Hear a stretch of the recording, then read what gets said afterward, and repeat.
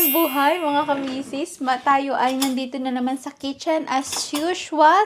Katatapos ko lang mag-urong ulit, pero mag-uurong ulit ako kasi nagdumi na naman ako. As usual again. Ganun naman lagi, 'di ba? Mag-uurong ka and then maya-maya magdudumi ka na naman kasi kailangan mo na namang magluto. Mas madami ngayon kasi nag-juice ako ng orange. Ayan, ginamit ko itong juicer namin. Hindi ko pa kanina ito matanggal. Pero ayan, natanggal ko na yung mga Kasi ganyan ang itsura niya. O, yung mga pulp ba na naiwan. Kailangan linisin.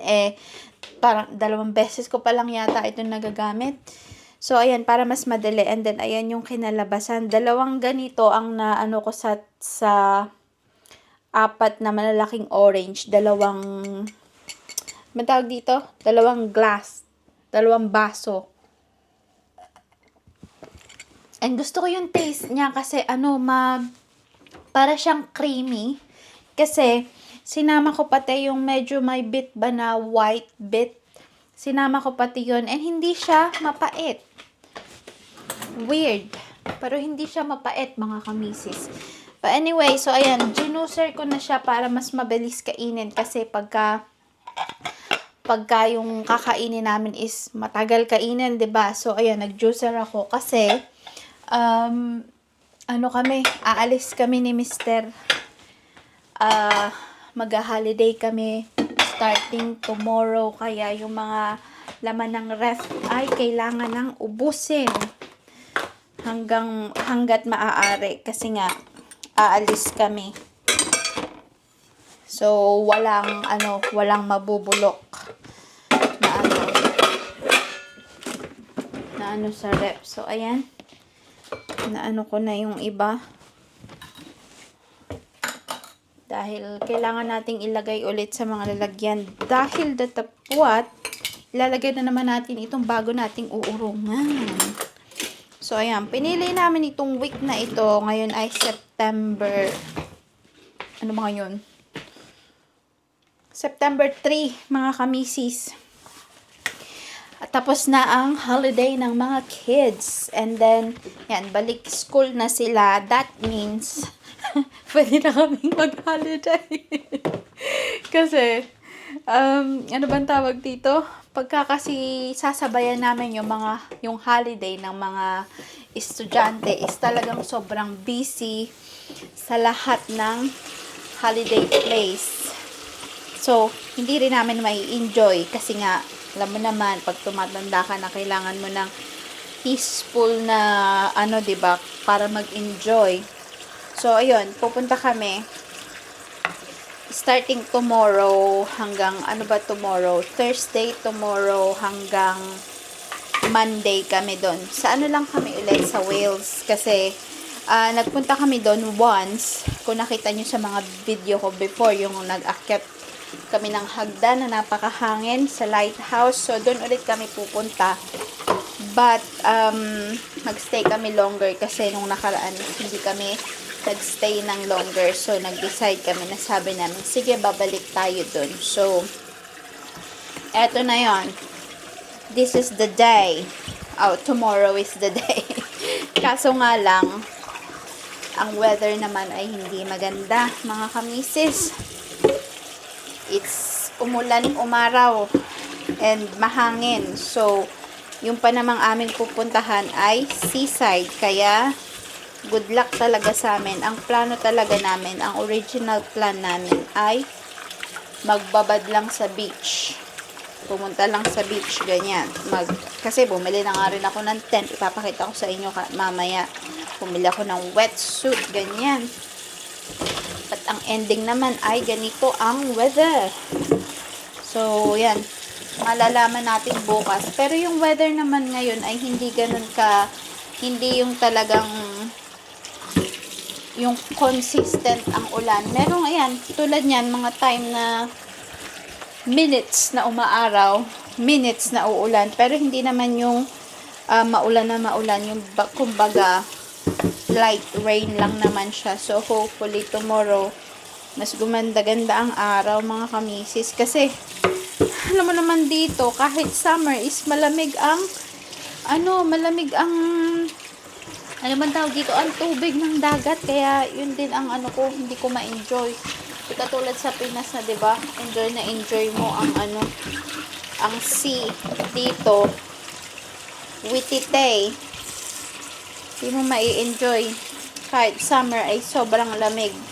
Taste ganda, ganyan. Sobrang lamig. Kaya, kung makikita nyo, yung mga damit ko before, pag nagpupunta kami ng seaside, ay mga naka-coat. Kasi nga, ang lamig. Lalo pa ngayon, kung uulan, is mas lalong malamig. So, ayan. Yun ang aming mga ganap. Yun ang aming mga ganap. But anyway, yan. Ay, paano ba to? Ay, shucks. So, yeah. Yan ang ating gagawin today. But thankfully, I've already pre-made our lunch, mga kamisis. So, kasi 1:20 na ng hapon. And then, iinit ko na lang siya. Nagluto ako ng lasagna. Ay. Ganito na ang naging itsura, mga kamisis. So, nagluto ako ng lasagna and wala ako yung white cheese. Pero nilagyan ko na kasi ito ng double cream yung sauce na ginawa ko. And then, nilagyan ko na lang ng isa pang, ano ba tawag doon? Yung pasta sheet. And then, ayan, nag-melt na pala yung kanyang cheese dyan. So, ito, ipipreheat ko lang to. Ay, iluluto ko lang to sa sa oven. So, yan. Ayan, ako, Diyos ko, Lord. Dumikit yung aking tray dito sa aking mic. So, ayan. It's hot. Very hot. So, ayan, ito na mga kamisis na luto ko na ang aming lasagna. Homemade lasagna. So, ayan. Naging crispy yung top niya kasi 'di ba pasta yung nilagay ko. Yan. Lasagna sheet yung nilagay ko sa ibabaw kaya medyo yan o ganyan. Oh my goodness. Yan. Tada! Oh! Oopsie! Gone wrong. My goodness. Nawala na ang shape. Yeah, pakita pa more, vlog pa more. Nasaan yung aking plato dito sa kabila, 'di ba? Sa akin naman 'to. Yung kay Mr. ay yung kabila. Ayan. Ayan. Yung pasta na ginamit ko ay yung yung lasagna sheet na ginamit ko ay fresh para madaling maluto. And then ito naman yung kay Mr. Ayan. Nakaano pa siya, nagwo-work pa siya, sabi niya, tawagin ko daw siya pagka luto na ang pagkain. Kasi tsaka lang niya i-start ang break niya. Kasi half an hour lang yung, hindi niyo pala ako nakikita, 'di ba? Half an hour lang yung ite-take niya today para matapos siya ng maaga, matapos siya ng 4:00 kasi nag-start din siya ng 8 o'clock ng umaga. Supposed to be 9 from 5:30, pero in-adjust niya yun ng 8 till half 4 sana kung 1 hour yung iti-take niyang break. Pero sabi niya, half an hour lang iti-take niyang break. Kaya, mag-finish siya ng 4 o'clock. So, ito naman yung kanya. Oh. Ayan. Wee! Oopsie. Ayan. Yan naman ang kanyang food. Then, ayan. Yung ginawa kong dito, yung ginawa kong sauce is, yun nga, minced beef. And then, para ko siyang ginawang spaghetti. Yung parang spaghetti sauce na may carrots, na may bell pepper, ganun yung ginawa ko. Ayun, nagustuhan naman ni Mr. So, ayan. Ito na ang aming food. Oh. Tada! Yummy! Ang sarap. Manamis siya. So, ayan. Kakain muna kami mga kamisis kasi half an hour nga lang yung break ni Mr. Kaya, hindi ko na kayo isasama sa pagkain namin para makapag-me time naman kami. Couple time. Bebe time. Whatever. So, ayan. Babalik ako later. So, So, ayan mga kamisis, continuation lang to ng ating vlog kahapon kasi hindi ko naituloy, 'di ba? Sabi ko papak ng mga gamit na gagamitin namin for holiday pero hindi na ako nakapag-vlog kasi na-busy namin, nadali ko na ang aking pagpapak. Pero ayun, tapos naman na siya. And then, ngayon is, anong oras na? Mag-aalas 9, alas 9. Mag-aalas 9 na. Magluluto lang ako ng, ano bang tawag dito? Magluluto ako nitong onion kasi lalagay namin sa babaunin namin later. Hindi ko alam kung babaunin namin or kakain kami dito. Dahil sabi ni Mr. is wag kaming magmadali kasi holiday naman. And then matagal naman kami doon sa pupuntahan namin. Bali 5 days kami including today and sa pag-check out namin. So, yun.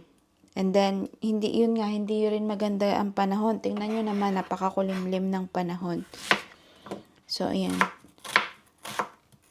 Magkakaramelize lang ako ng onion para ipanglalagay namin sa aming hotdog later. Dinefrost ko na din yung sausage. And then, tinapon ko na ang pwedeng mabulok sa tinapon ko na yung mga pwedeng mabulok sa fridge. Kaya malinis na ang fridge namin bago kami umalis. Wala naman na masyado. Yun lang mga natira naming mga cream cheese, mga ganyan. Pero wala na masyadong laman. So, yan. Mag-caramelize lang tayo nitong onion.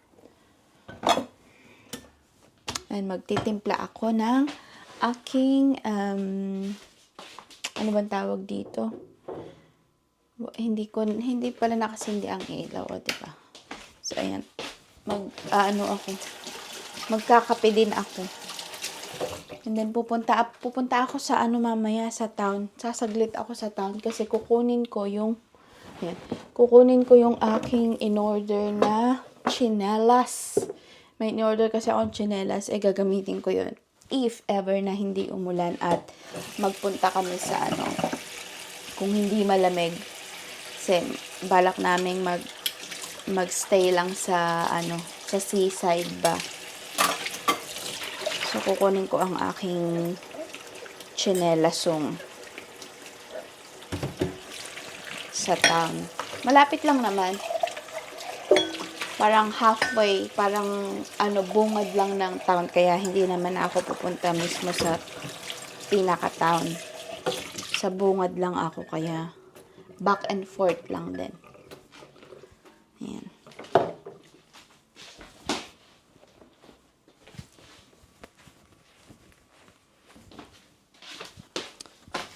Timpla tayo ng kape. Wala na pala akong tinapay. Hindi pala ako nakabili ng tinapay. Biskuit. Sabi nga is biskuit. Wala akong nabiling biskuit pang dip dito sa aking kape.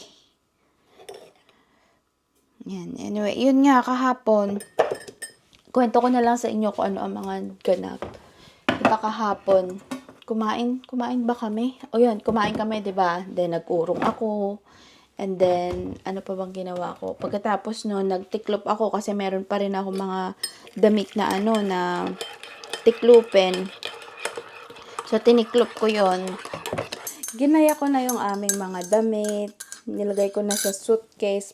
Yung maliit lang naman na suitcase. And then, yung aming mga gagamitin if ever kami ay swimming.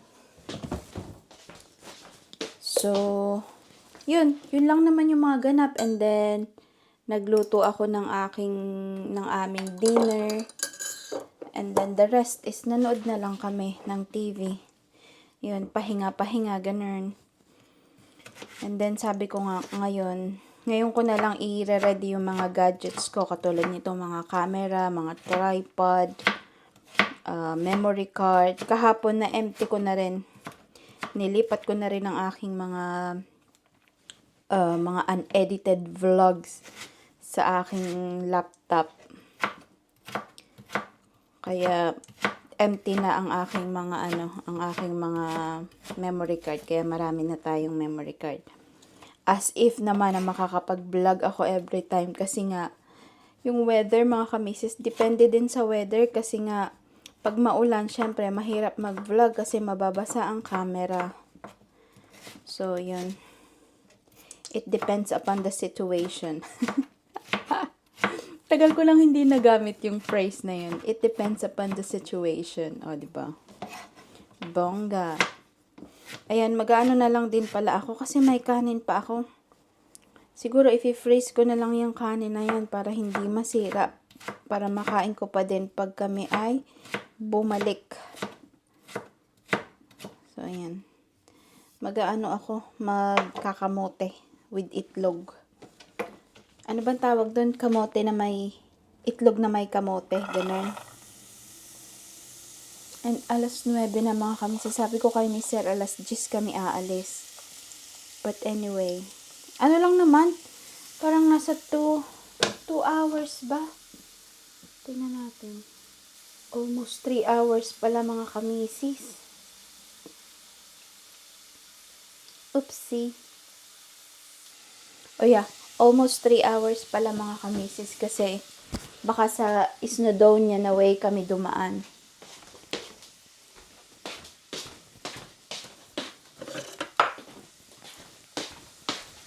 And then magre-ready na ako muna bago ako pumunta sa town para pagbalik ko is Gora Belts na lang kami. And then ito palang ano na to, itong pan na ito. Hindi ko alam na meron pala akong ganito. Meron pala akong non-stick pan sa doon sa may baba. Kahapon ko lang nakita nung binubuklat ko yung mga, nung itatabi ko na yung juicer. Sabi ko, ay ano to? Kasama pala to doon sa pan set na nabili ko dati nung nasa flat pa kami. Ay, nabili ko yata ito sa Donelm. So, yan. Ito na ang ginamit ko. Para non-stick siya. I like to be educated, but I'm so frustrated. Hello to my loneliness. I guess that ignorance is bliss. Take me back to before I knew. Rewind, take it out of cue. Innocence can be a young man's game. So, ayan mga kamisis, ako ay naka-ready na. Si Mr. ay gising na rin. Nasa na lang siya. Nagre-ready na din siya. And then, ire-ready ko na lang din yung aming pagkain. So, nakaluto na ako ng sausage. Ito-toast ko na lang itong aming hotdog rolls. And then, naluto ko na rin naman yung onion na ilalagay ko dito. So, ayan. Ito-toast ko lang to. Meron kaming, 6 pala yung nailuto ko na 6 yung nailuto ko na sausage. So, kailangan ko ng 6. Pero, ang siste is kumain na ako ng kanin. Kaya, hindi ko alam kung magugutom ako later. So, yan. Ang daming sausage. Yan. And then, i-toast ko lang ng konti and then lalagyan ko siya ng butter. Oh no, meron pa pala kaming ganito. Then, pork sausage roll. Oh, pwede naman palang kainin to ng cold. How about this one? Pwede rin pala ito sa microwave, mga kamisi. So, init ko na lang siya sa microwave. Microwave. Ay, shucks. Na-toast na ng... Ay, shucks. Na-toast na ng bonggang-bongga ang ating hotdog. So, ayan. So, ayan, ito na lang ang gagawin ko mga kamisis. And then, siguro magpapahatid na lang ako kay Mr. sa train station bago kukunin yung aking yung parcel na, yung tsinelas na binili ko. So, dadaan na lang kami doon before kami pumunta. So, kasi malapit lang naman yun sa train station. So, pwede akong magpahatid hanggang sa train station and then hintayin niya ako doon. And then, 5 minutes lang naman. 5 minutes walk carry na yun. So, yun. Iko-continue na lang natin itong video natin after kasi kailangan ko nang magmadali dahil supposed to be alis kami dito ng 10 o'clock, pero magi-11 na, quarter to 11 na mga kamisis, kaya kailangan ko ng bilisan. So, I'll see you on my next vlog mga kamisis. Maraming salamat, bye! Mag-ingat tayong lahat!